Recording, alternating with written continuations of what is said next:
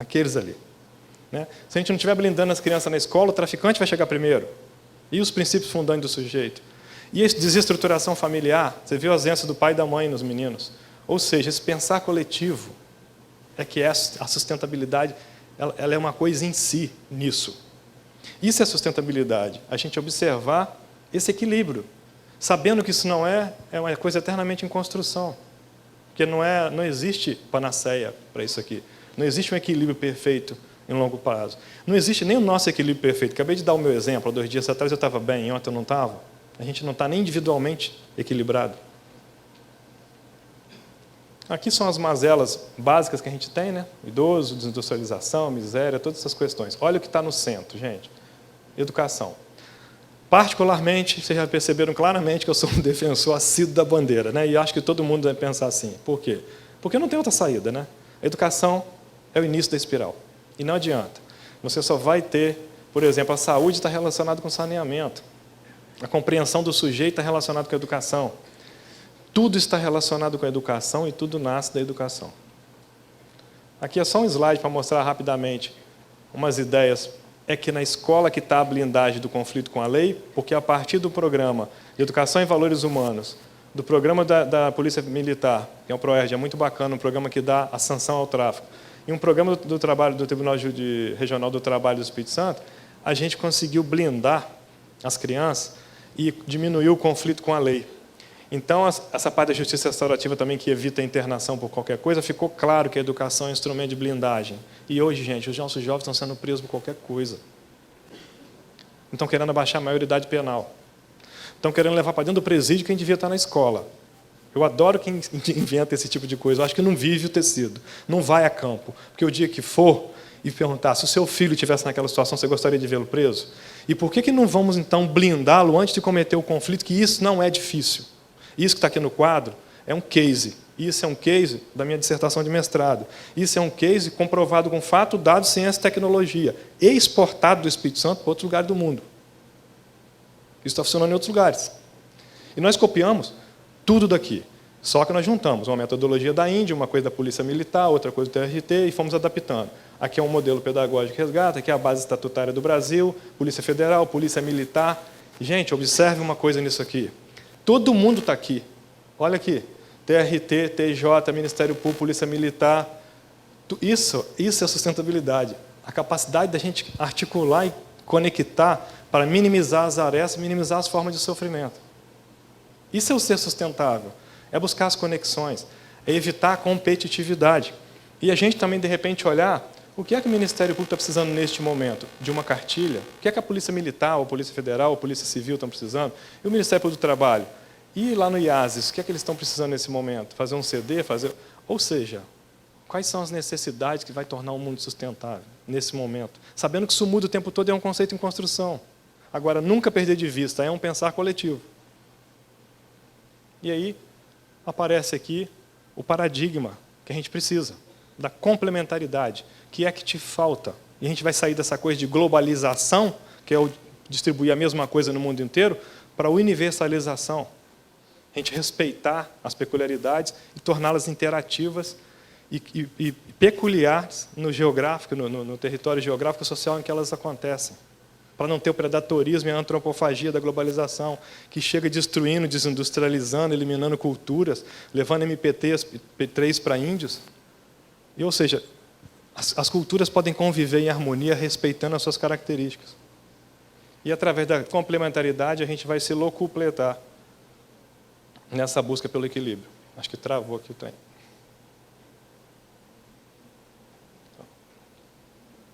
Volta um para mim, por favor. Aí, tá bom. Então, o que precisa aqui, né? A gente precisa de gestões transcendentes, ou seja, a gente fazer mais do que a gente precisa na nossa função. Aí nós vamos transformar função em missão. Por exemplo, eu sou um gerente de responsabilidade social, um dos meus cargos lá em Tubarão. Por que eu fui lá dentro do IASES olhar os meninos e conhecer o Marv e a Érica? Porque eu tinha que sentir o tecido, eu tinha que ter a experiência. Isso não faz parte do meu cargo. A minha função é simplesmente liberar recursos para fazer projeto social. Só que a gente parou com isso. Agora nós queremos fazer intervenção social e trabalhar Não mais problemas sociais, mas a questão social.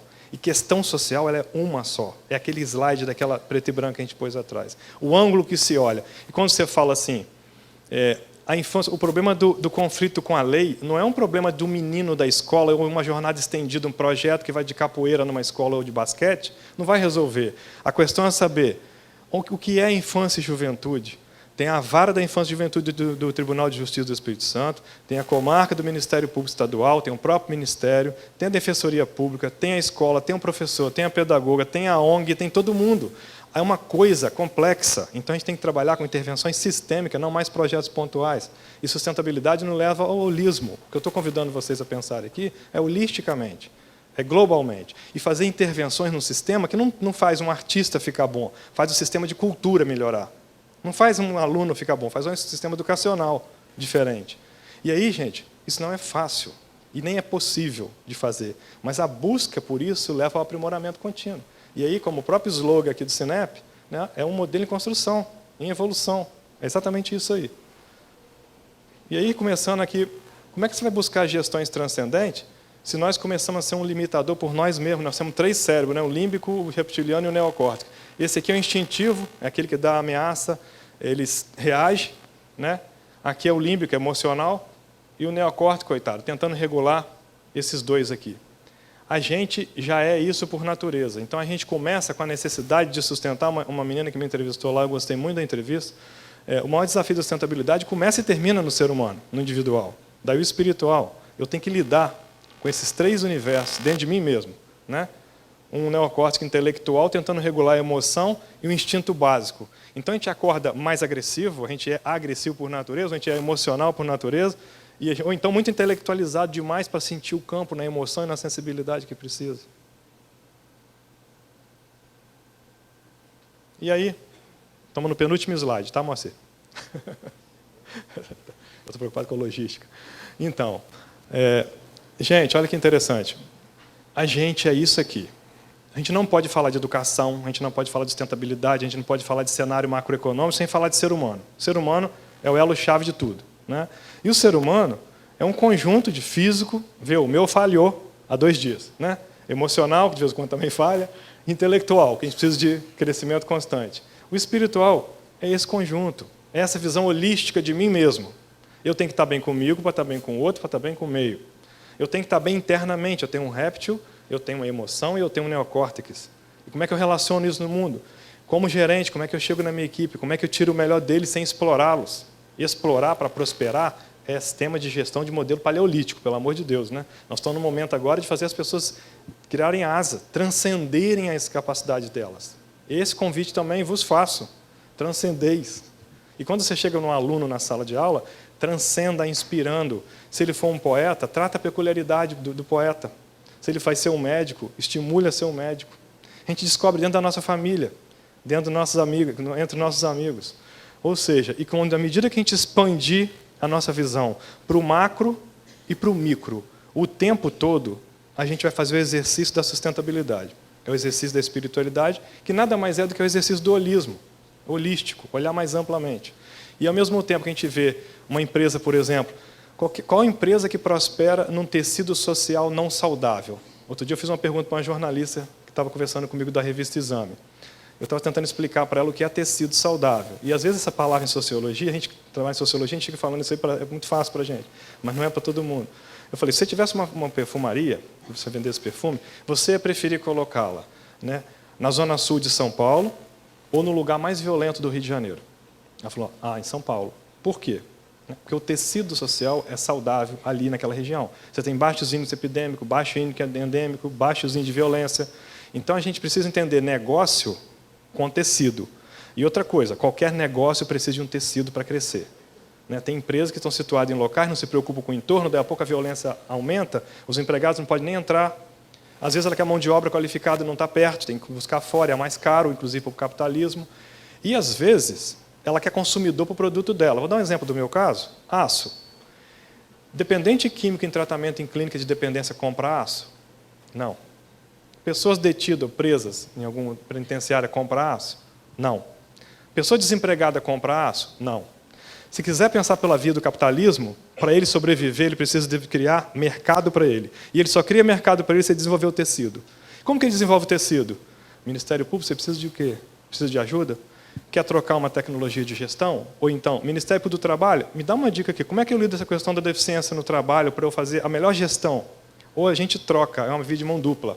E a gente vai trocando entre recursos e alianças de conhecimento para a gente crescer junto como um tecido orgânico que somos.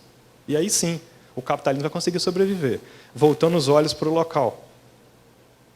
E aqui, voltando no ser humano, que tudo começa e termina na pessoa, se o cara está bem com ele vai estar bem socialmente e vai conseguir vai usar a criatividade para saltar o capitalismo dessa crise que ele está. E num grupo a gente consegue debelar desafios técnicos, né? Aí a gente vai para a via do profissional. O que a gente está precisando hoje, gente, nas empresas, vocês acham que isso é gestores? Vocês acham que uma empresa precisa de gestor? Eu sou um gestor. Não, gente. A empresa hoje precisa de líderes. Porque o gestor, ele prioriza ritmo, processo, o líder, rumo.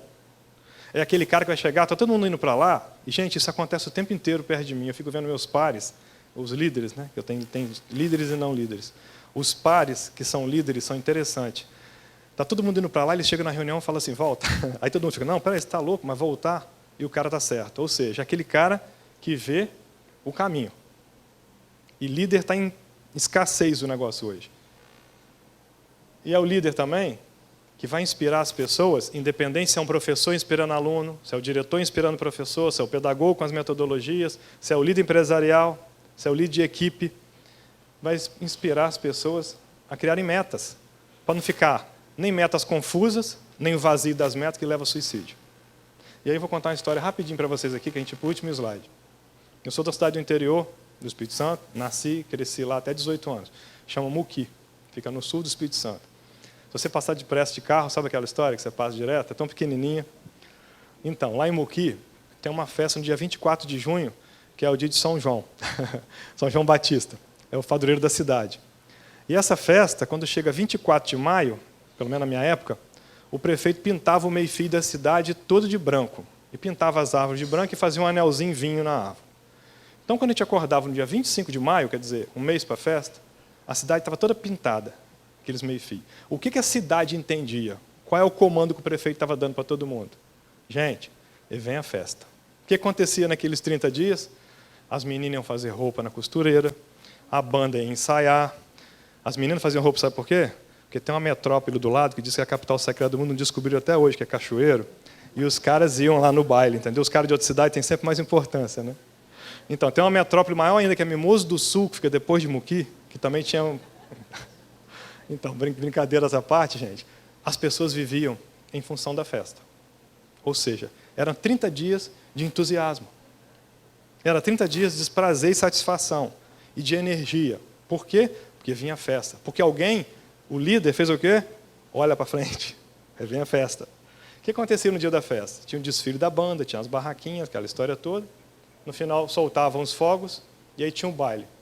Aí, se a roupa ficou legal, o galã de Cachoeiro chegou, né, fez aquela festa toda.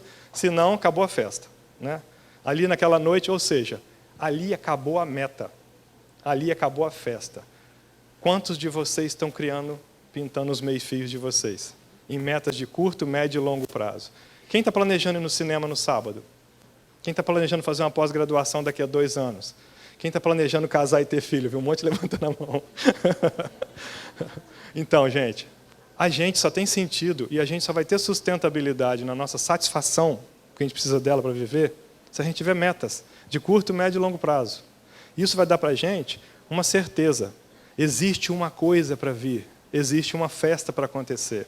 Se a gente não tiver festas, nem meio-fio pintado, vem depressão. Você não enjoa de ver a gente falar que está com depressão? Cria meta de curto, médio e longo prazo que a depressão some, é rápido. Tudo bem, tem uns casos clínicos que a gente tem que tratar, etc. e tal, né? Não é uma coisa tão simples. Mas, em essência, está faltando meio-fio pintado na vida da gente. É isso que é a essência. E aí, agora, indo para o último slide aqui. É só uma passadinha rápida em tudo que a gente falou aqui, com essas bolinhas aqui. Bom, a metacompetência é o cérebro reptiliano que a gente tem que dominar. a emoção através do intelecto. Não dominar 100%. Por quê? Porque o instintivo faz bem. Sexo, fome, sede são instintivos. Então você não pode eliminar, você tem que controlar, né? A gente não pode sair por aí exagerando, né? Ou emoção, você não pode chegar no seu ambiente de trabalho chorando que brigou com o namorado. Todo mundo fica, nossa, chorando. Mas assim, a emoção do se emocionar no casamento do filho, se emocionar sozinho, ou chorar mesmo por tristeza. Aí, gente, a tristeza também faz parte da vida, é um sentimento. A tristeza é um condimento para a gente saber o que é a alegria. A gente não sentir, não se deixar sentir. Não, estou com tristeza, vou tomar antidepressivo. Tem que ficar alegre o tempo inteiro, rindo para todo mundo. Como bom vendedor e consumidor que nos tornamos, né? Então, metacompetência é o cérebro límbico, o reptiliano e o neocórtex. O senso de pertencimento é a microcoletividade, é aquela identidade cultural, é a gente não se deixar tomar pela totalidade, não ser engolido pelo globalizado, mas pelo universalizado. O conhecer nós mesmos é aqui o velho escuta, né? Autoescuta. O que eu sou, ou então o que eu não sou, o que eu quero, ou pelo menos o que eu não quero, né? As metas é o meio e fim, né? A gente tem que se inspirar. A energia das ondas é o surfista, é o Giannichini, né?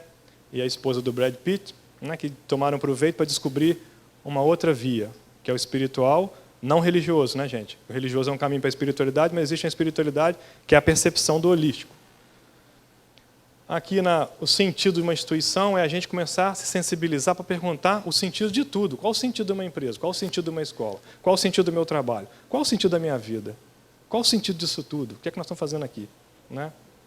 As 6 dimensões do modelo que eu apresentei para vocês, que são dimensões, não são tripés, porque elas se afetam, se impactam, se completam, é o econômico, ambiental, social, político, cultural e o espiritual. E o se espiritualizar significa expandir a visão holística, considerando parte toda através do exercício da visão. Outra pergunta inteligente que eu gostei da jornalista. Mas isso é muito complicado. É muito complicado. E é mesmo. E é um desafio para todos nós. Só com exercício de visão. Então, se a gente buscar exercitar essa visão, a gente vai expandi-la cada vez mais e enxergar cada vez mais as conexões e as interfaces desse grande sistema em qual a gente pertence. E aí, gente, com isso tudo aqui conjugado e mais a festinha, a gente se sente inspirado. Inspirado, entusiasmado. Entusiasmado, a gente termina falando o que a gente começou. É o sentimento que mais falta hoje ao mundo e às pessoas, e é o sentimento que eu desejo aí a todos vocês. Tá? Muito obrigado.